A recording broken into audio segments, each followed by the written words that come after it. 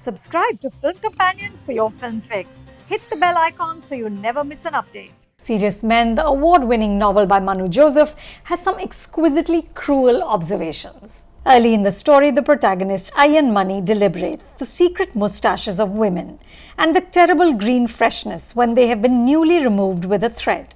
Iron himself is described as a dark, tidy man, but somehow inexpensive. The book, published in 2010, is an unforgiving satire on contemporary India, a twisted tale of ambition, fraud, caste, class, celebrity, infidelity, politics and paternal love. Director Sudhir Mishra and writers Bhavesh Mandalia, Abhijit Kuman, Nikhil Nair and Niren Bhatt reduce the sting of the book.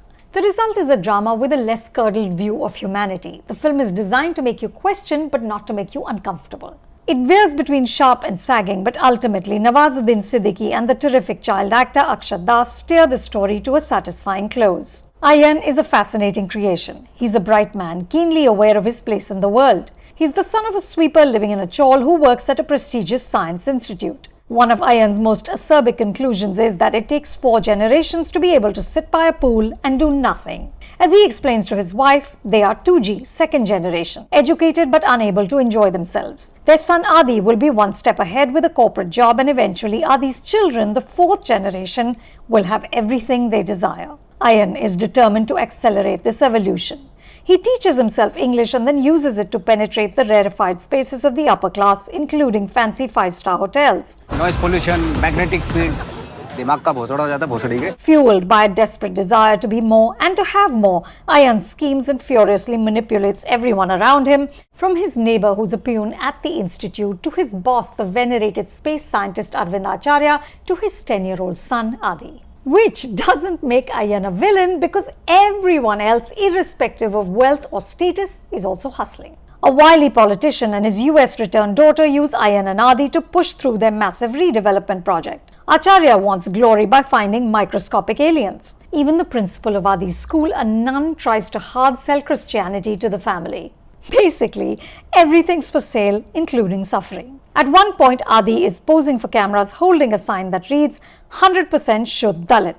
In one of the funniest scenes of the film, Iron masterfully plays the caste card in Adi's school. He calls himself low caste, and when the administrator he's speaking to recoils awkwardly, Iron says, "You can't say it, but I can." In a single line, he exposes the prejudice being cloaked by civility. It's deliciously wicked. The plot differs significantly from the novel. Acharya's extramarital affair with a colleague, which was a turning point in the book, is reduced here to a footnote. The ending is changed and characters are added. Not all the alterations work. The weakest is the father-daughter politician duo. She gets a rudimentary backstory, but neither has depth.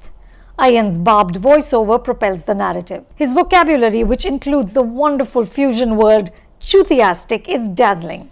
Why is gravity such a weak force? जैसी चुतियास्टिक चीजों पर research करते हैं. But some of the dialogue is awkward. The emotional core of the film is a lengthy, poignant conversation between Acharya and Iron in an art gallery, at the end of which Acharya says, "Your angst is right, but your actions are not." Who speaks like that? Sudhir and his writers bung in twists which complicate the plot but don't further the film. I couldn't figure out the necessity of a thread involving the neighbor and his daughter. But what keeps Serious Men on track is the fraught relationship between Iron and Adi. The film veers slightly into Breathe series territory. How far would you go for your child? The cynical scheming in Manu's book is replaced by the tortured grief of a father who only wants a better life for his son, and who can grudge him that? Especially when he's played with such full-bodied delight by Nawazuddin Siddiqui. Iron is duplicitous and downright awful, but Nawazuddin doesn't allow us to judge him. Iron is simply a product of the grotesque world we live in. Watch Nawazuddin's controlled expressions in the art gallery scene in which he recounts his past. The horror hits home.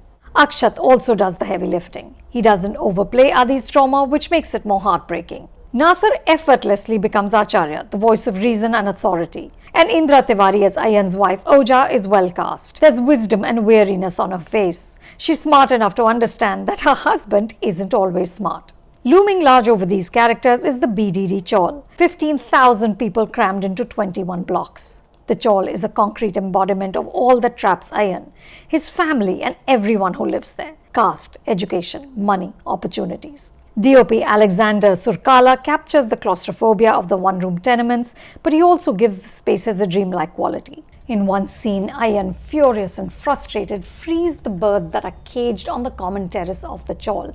But unlike them, he needs to do much more to take flight. In Serious Men, Sudhir finds the sweet spot between intricacy, starkness, and emotion.